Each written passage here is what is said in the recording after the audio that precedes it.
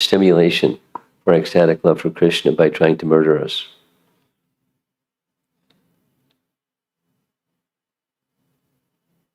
Now, the acharyas may have some appreciation that when there's the hero and the villain, in this case for sure, Duryodhana was the villain, or, Hiranyakashipu and Prahlad. Hiranyakashipu was the villain, but it increased the ecstatic love of Prahlad.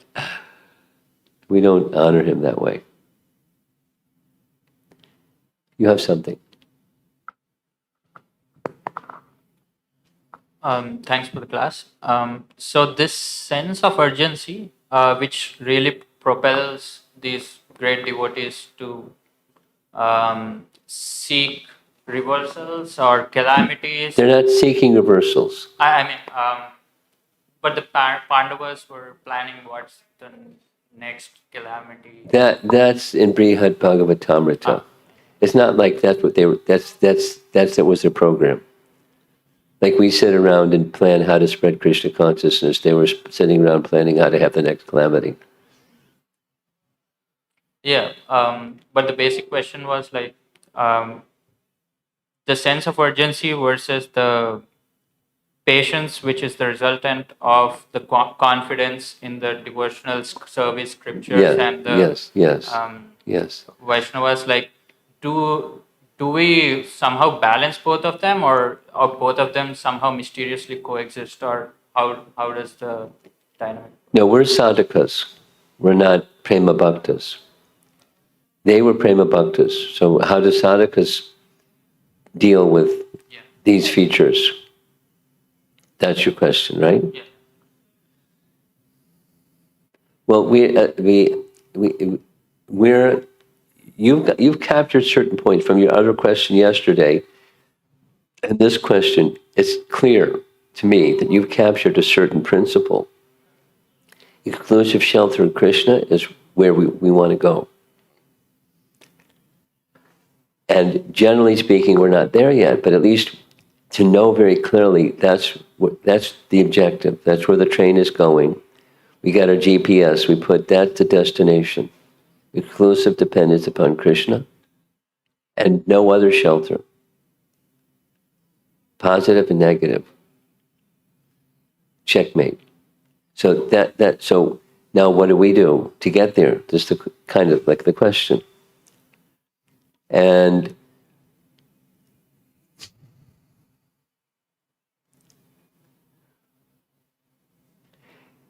sadhana is to navigate our way towards that destination, knowing that we're not there yet, meaning knowing we have shortcomings.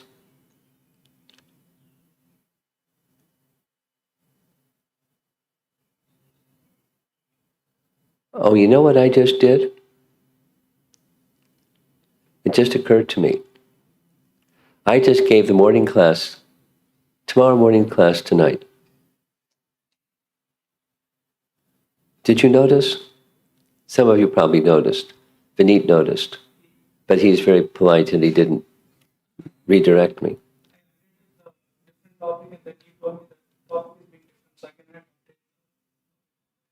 So tomorrow morning we'll have tonight's topic. But it's the same group of people. So, more or less. My apology. Maybe there's some transcendental intention behind all this, besides my lapse of memory. But one of the things that we'll hear tomorrow morning is on this topic where, we're not there yet message. And how do we navigate our way to get there when circumstances come? And there's this thing of, there's several parts. Actually, what the class that was supposed to be tonight would fit in perfectly with yesterday evening's class. Anyway, I'm feeling sad that I messed up. But I'm not going to lament because We did what I did, and here we are. So back to your question. Sorry for that interruption. To get to the stage where there's exclusive devotion and not mixed devotion, there's acknowledgement of our shortcomings. And when our shortcomings prevail instead of what are the steps towards our destination, we don't hover in lamentation and remorse and beat ourselves up.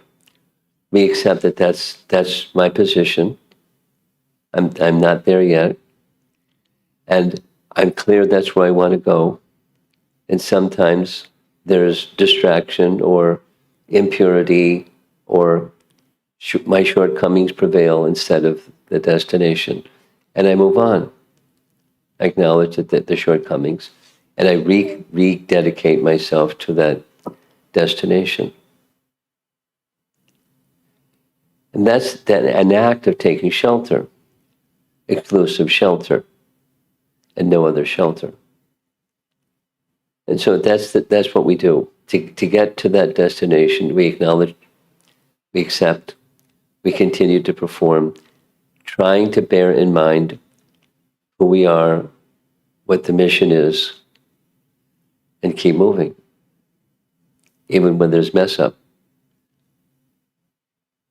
or less than full shelter. Because when there's less than full shelter, generally speaking, there's consequences. The worst of the consequences from a spiritual perspective is you forget Krishna. That's not good. And remember Krishna, that's good. That's transcendental good. So, I don't know if that's responding specifically to your question. You want to refine and rephrase your question, or does that take care of addressing your question? I think it takes care of the basic question, I guess, because my question was more of like, should we proactively develop this sense of urgency, or it automatically comes? Oh, the sense of urgency is your question. Yeah, versus the patience you need to have. Well, you're familiar with the Nectar of Instruction verse, the 6 and the 6. 6 principles destroy, 6 principles enhance. You familiar? And the one that enhances, the leading one is enthusiasm, utsahan, which is your question. According to Bhaktivinoda Thakur, the others don't follow without the first one. So that there must be, first and foremost, utsahan, enthusiasm. But you're using the word urgency, which is not the same as not the same as enthusiasm. Because enthusiasm, I can be enthusiastic, at the same time be patient. Dharyat. Because I have confidence. So those three go well together. 3 peas in 1 pod. But urgency is, you knock the wall down. You knock the door down. Nothing's going to stand in the way. It's gotta. It's like when the call of nature comes. You have to answer the call of nature. It's an urgency. So it's not like that. A milder form of urgency, which is what is recommended by Rupa Goswami. His word is not urgency, his word is enthusiasm. So maintain enthusiasm to reach that stage while being patient. That doesn't mean go stop. It just means if it isn't maturing yet, it will. By Krishna's mercy, it will. Nature will take its course because I'm following properly. That's where you keep your eye on. Am I following properly?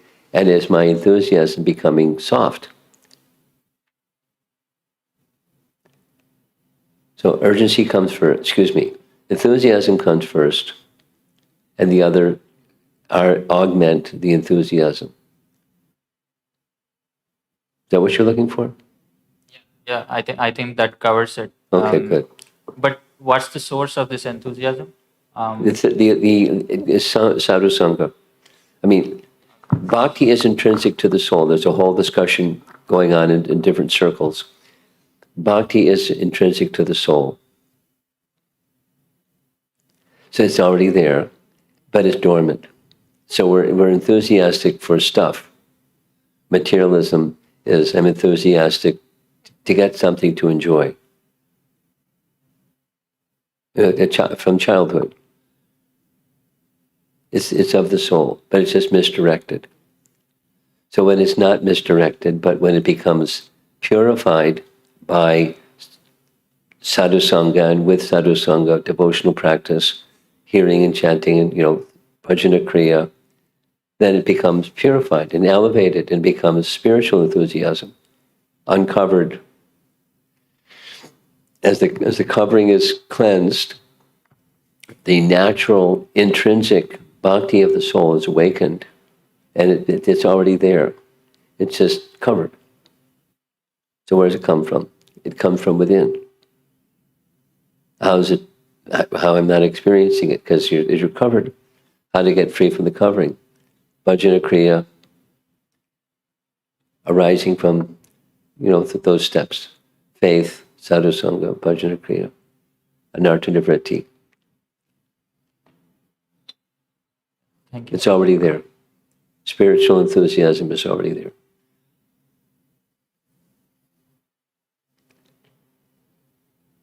Just misplaced.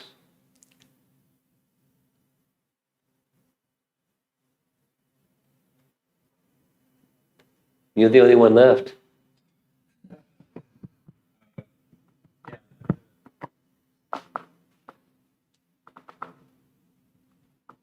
I had a question on, you were mentioning,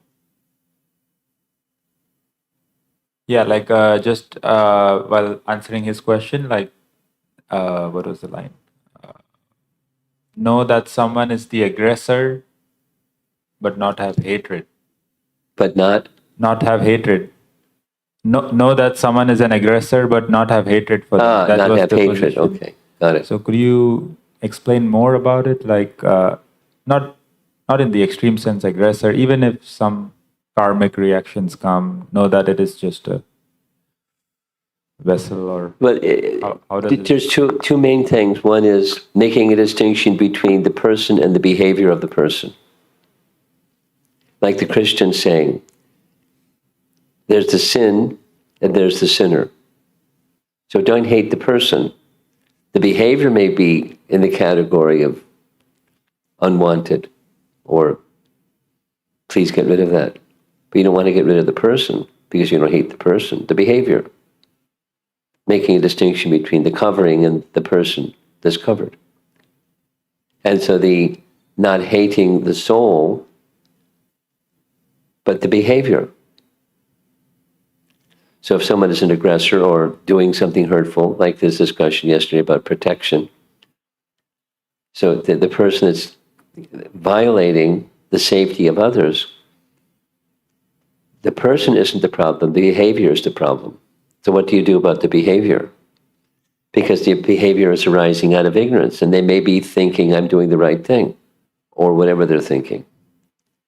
But so the covering needs to be addressed,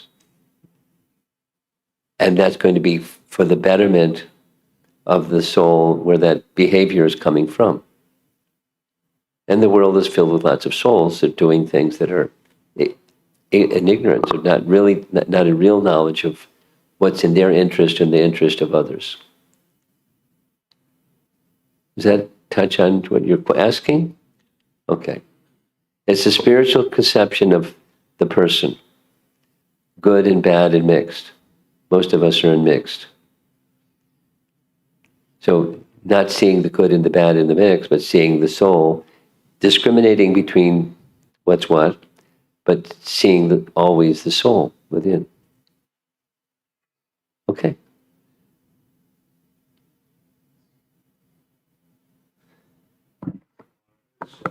Here's the mic. You got to come over, though. The mic isn't going to reach you. The cable isn't going to reach you.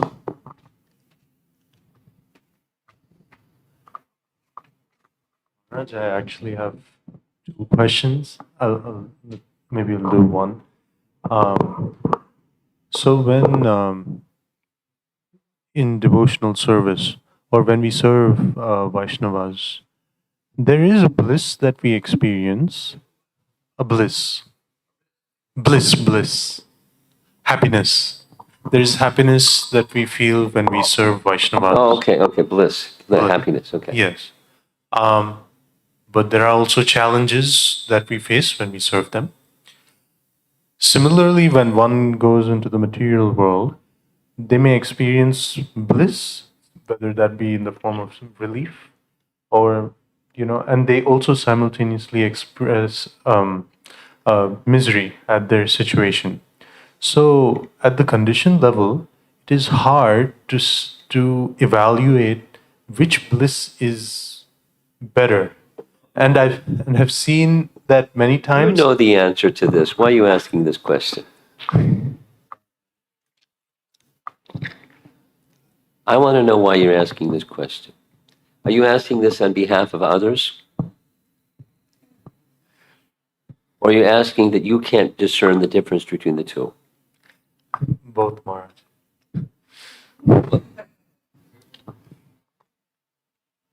Our acharyas have spoken about this ad infinitum. Here's one from Bhaktisiddhanta.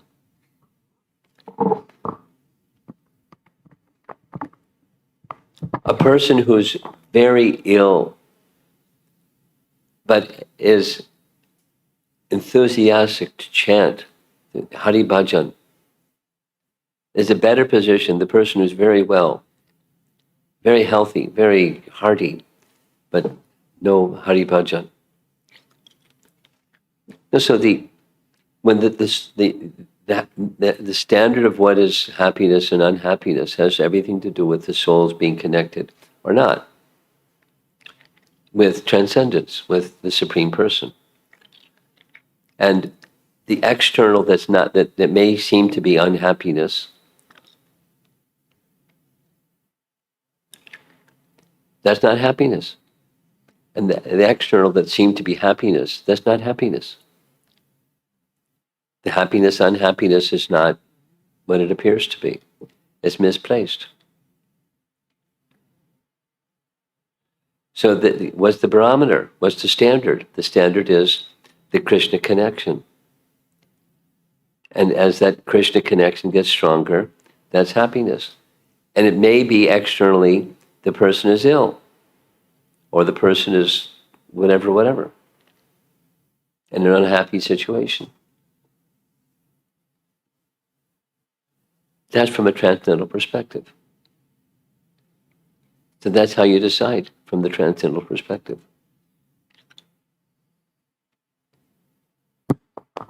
But But the soul who is experiencing both, when they make that comparison, they're like, oh, I don't know if that was fine also. So supposing somebody's in La La Land and they don't know what's what, that's called Maya.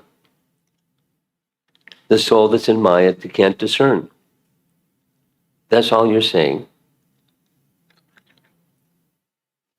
And so what looks like unhappiness is unhappiness. Transcendental unhappiness is because they've forgotten their relation with Krishna. What's called happiness, which is relief from that happiness, is not happiness.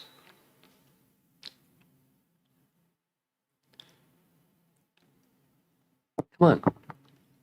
for them to see this difference, they require sadhu They have to become freed from the covering. But when they're covered, they're not going to see the difference. So what about you? Behind them. Become free from the covering. And then you can discern properly. And you won't be caught in this ad infinitum, back and forth like a ping pong tournament. And it's not, there's no end. So don't get stuck there, please. Come to transcendence. Is it possible? Yes. And when you're there, what does it feel like? Doesn't matter whether it's this or that. Na sochati na kangsati samak sarveshu bhutishu.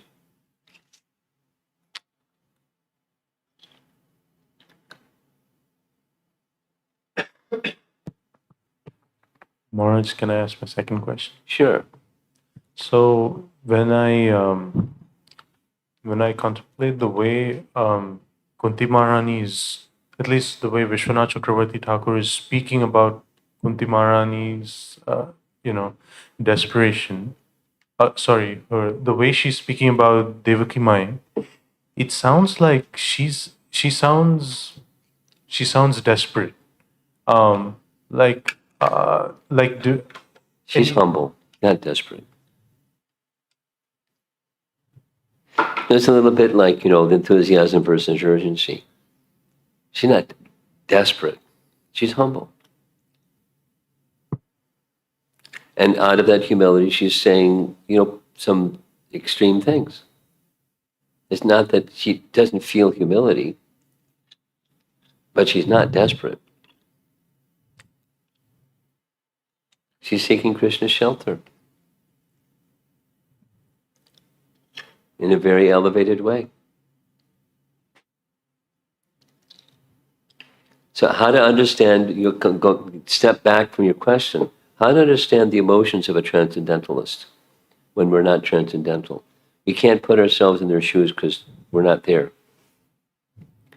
We hear from our acharyas and appreciate there are such things as sentiments that aren't mixed with any contamination. And sometimes those expressions are,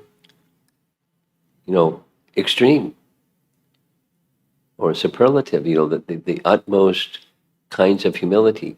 Like, for example, I was just hearing Prabhupada describe the statement of Krishnadas Kaviraj and his humility feeling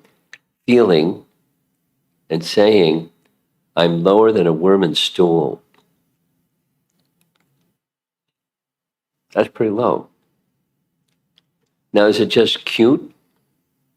It's just poetic? Or does he feel very fallen?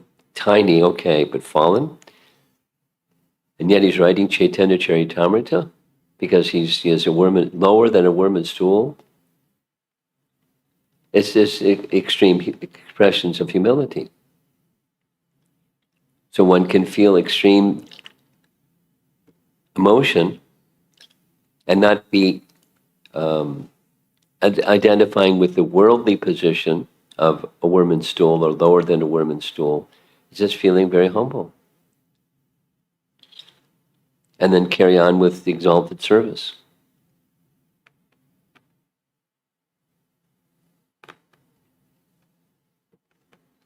Transcendental motions they're not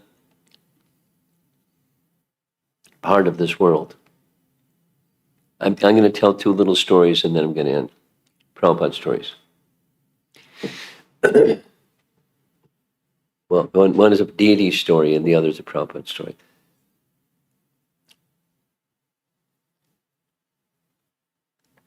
Prabhupada arrived in New York one time. Prabhupada was arriving at the airport and everybody went to greet him at the airport. The whole temple emptied out except the pujari and the cook because it was around midday. Rukmini was the pujari and I forget who was the cook. And the plan was that the ones who were driving Prabhupada would take a detour route on the way back so that all the cars that went to greet him at the airport could get back before he got to the temple. But it worked the other way around. He got back first. It was a big thing in the airport and he got back first. So he came into the temple room completely empty, except his assistant by his side. And Rukmini was making the offering, performing the arti. So she didn't know what she should do because she's performing the arti. Should she get off the altar, pay obeisances to Prabhupada, get back on the altar, and then continue the arti? She got down, paid obeisances, and got back. And as she was ringing the bell and offering the articles, she felt the syringe-like hot tears of Prabhupada gushing from his eyes and splattering at her feet as he was with folded palms in ecstasy just regarding Radha Govinda.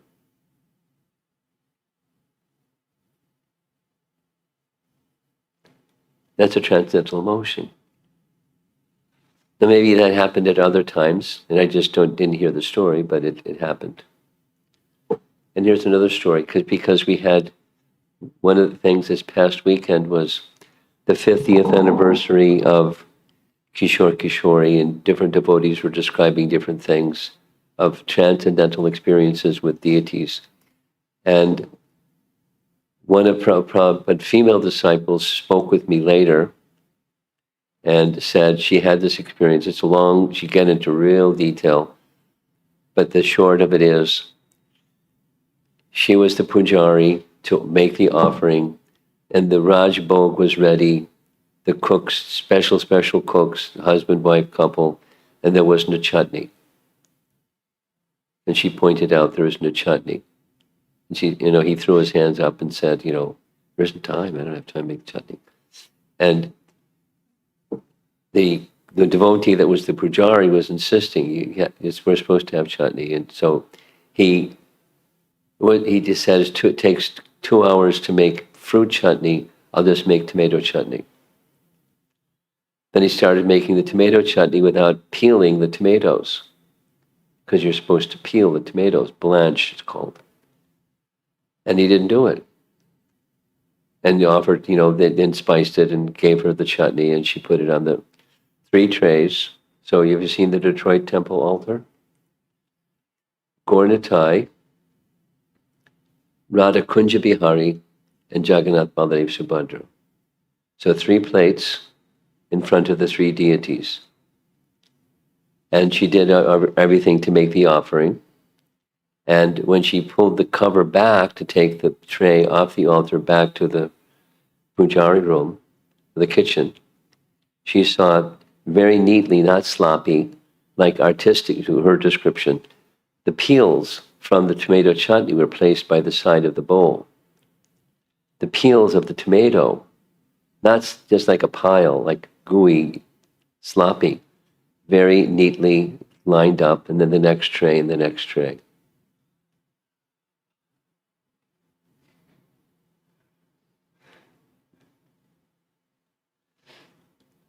So it's not only she saw it, but then she took it back to the kitchen, and the husband and wife couple, the husband that made the tomato chutney without blanching the tomatoes before making the chutney. His wife said, "Look at that," and had a towel on her shoulder and hit him. Look what you did. And they had a big laugh. But it's a transcendental reciprocation. And what box do you put things like that in? It's a transcendental exchange between the deity, form of the Lord, all 3, and the devotees saying, please peel the tomatoes before you make tomato chutney. I don't like it this way. And she made a big deal about it. Very neat, like an artist had done this. He peeled the tomato and put it very nicely and very neatly in rows. And all 3 were like that. So things that are otherworldly, they're otherworldly. And don't use, your yardsticks to try to measure otherworldly things. So the emotions of Kunti, to you may look desperate.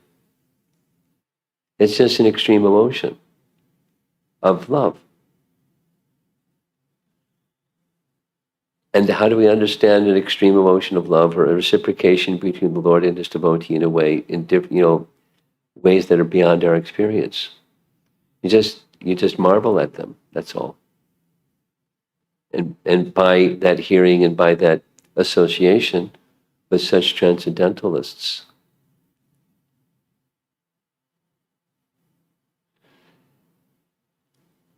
one starts to get a glimpse of spiritual reality. And it's gradual, like the rising of the sun. It may happen slowly, it may happen more quickly, it may happen whenever it happens. And that's what our life is.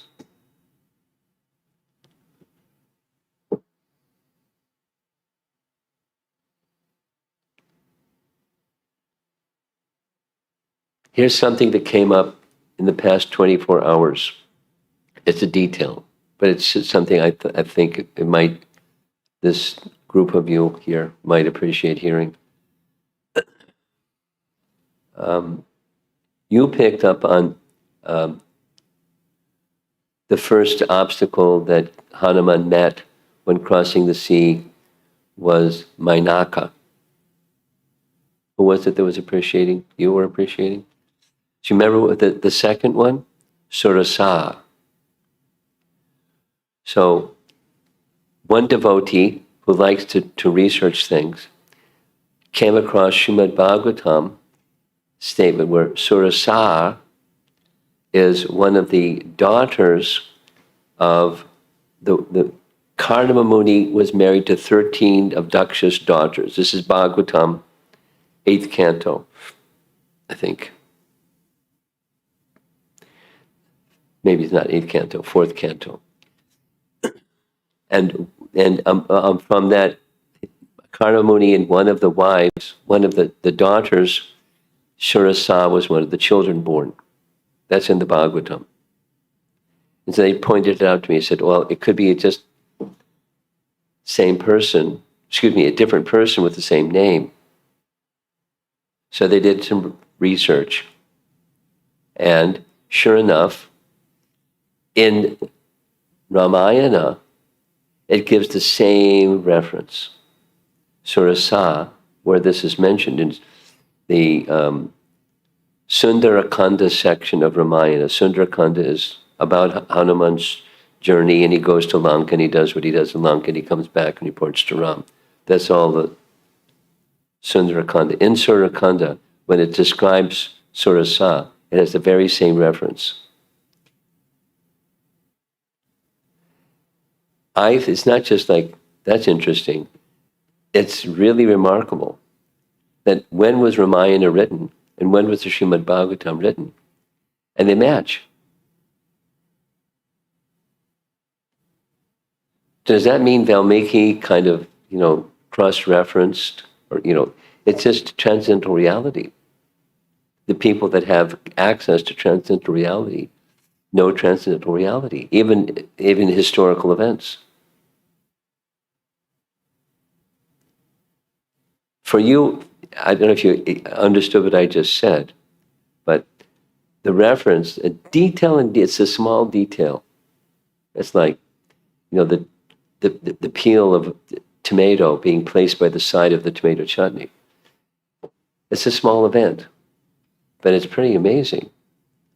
And it's pretty amazing that Valmiki had the very same history that Vyasadeva in describing Srimad Bhagavatam, the exact same history. And they didn't, go to a conference and decide, let's have matching data here.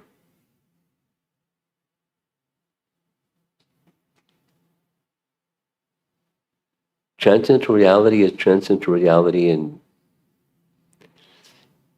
Kunti Devi's emotions, it did not like anything that we know. We can marvel at it, we can get some kind of intuitive picture of it, but be very cautious to use worldly yardsticks to understand emotions of a transcendentalist. That's my response to that one. Extreme humility and love. And that's Kunti. And it comes out in different ways. And that's for me, at least, that's the essence of the charm of her prayers. is getting her association and her intense love for Krishna expressed in different ways that are wonderful, not easy to understand, full of wonder.